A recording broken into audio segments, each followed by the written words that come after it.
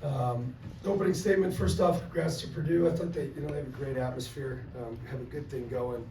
I thought we came out, played well. I thought our offense was clicking.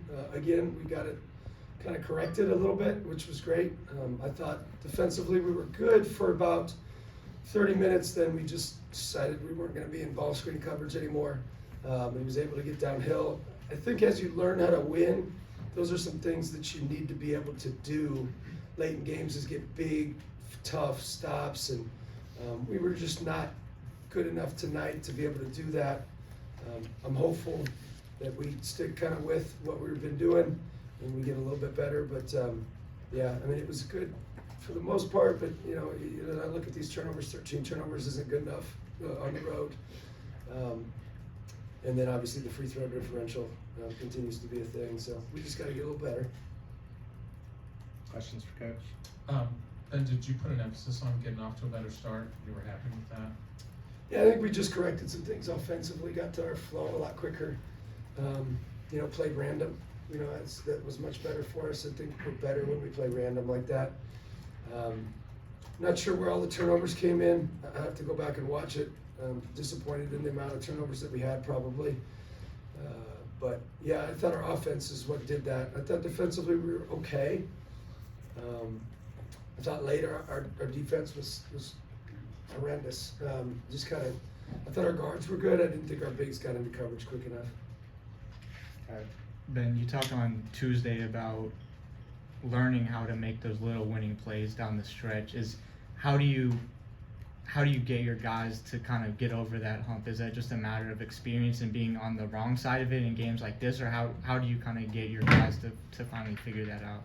I think we just have to keep showing them. It was, you'll see a difference in the first half. We were up in coverage, and then the second half we were sitting back. And so it puts too much pressure on your guard to be able to fight through a screen with, those guys are big physical guys and they set hard screens. And he's just having to do it by himself because our bigs aren't up. Those are plays that lose you games. Gave up a couple low boards there late.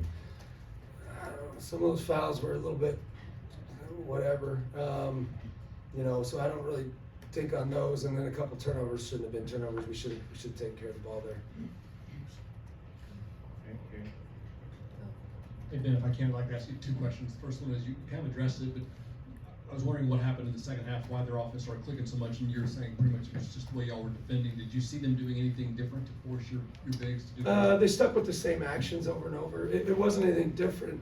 It was the same, it's a Braden ball screen. Everybody knows that's what they're going to run.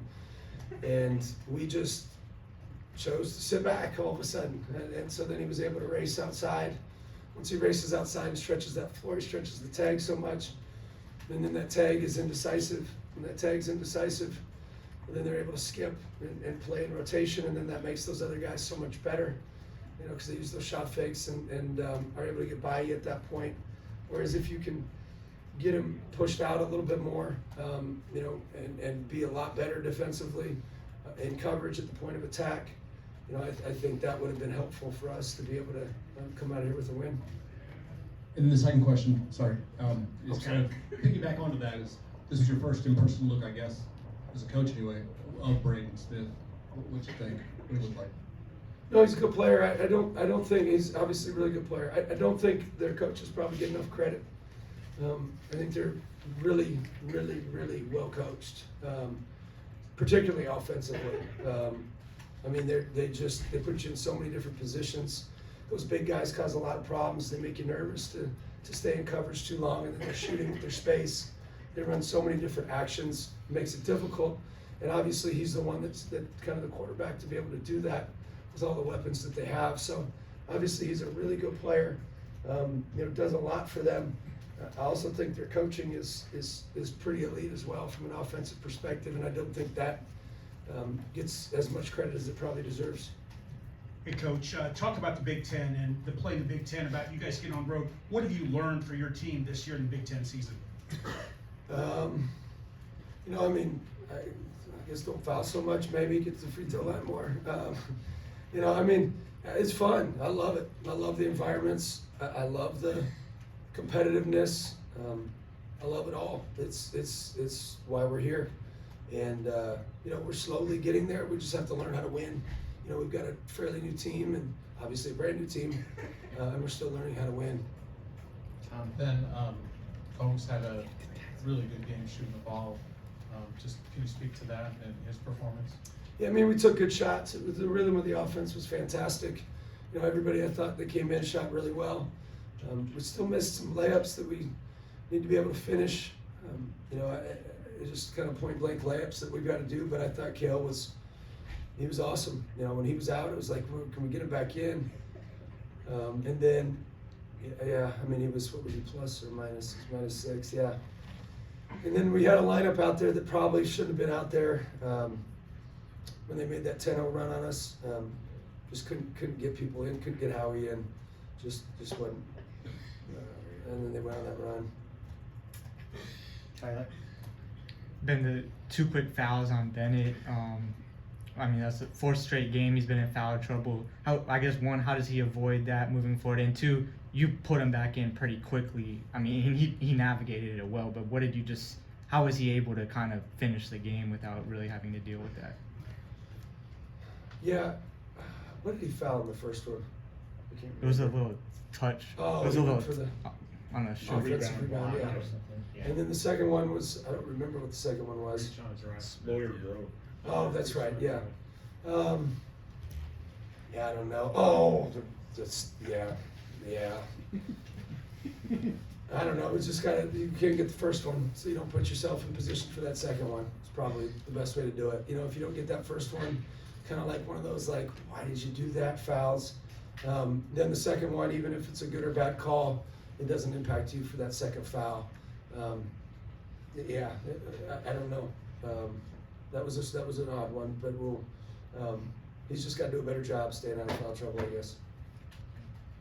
You get their 2 bigs, starting bigs in foul trouble, and 14 comes in and hits 2 threes, and then the 7-4 guy comes in and gets 7 first half rebounds.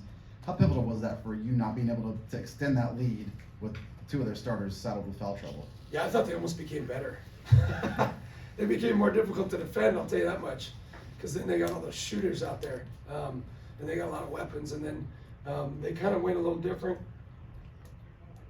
or they put Mayer on the ball, and I thought he did a great job of finding people. He didn't have any assists, but they were all hockey assists. They were all +1 assists, and he was really good at reading that ball screen, and we didn't adjust to it quick enough, so then they were able to hit a few shots. You know, I mean, those players are good players. It's not like they're bringing, you know, bad players off the bench anyway. They're good. I mean, honestly, it probably went against our game plan a little bit, probably helped them. And then you have to adjust, and then by the time you adjust, now the bigs come back in, then you have to adjust back, and so it's a little tricky to be able to do all those things. Last one, Tyler.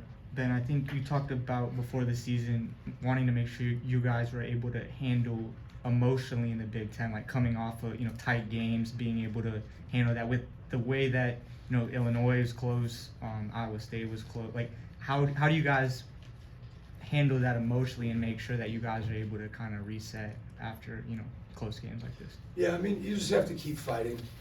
I mean, there's really not a lot you can do outside of continuing to fight. I think that part of trying to be good is sometimes there's a level of failure that comes with it.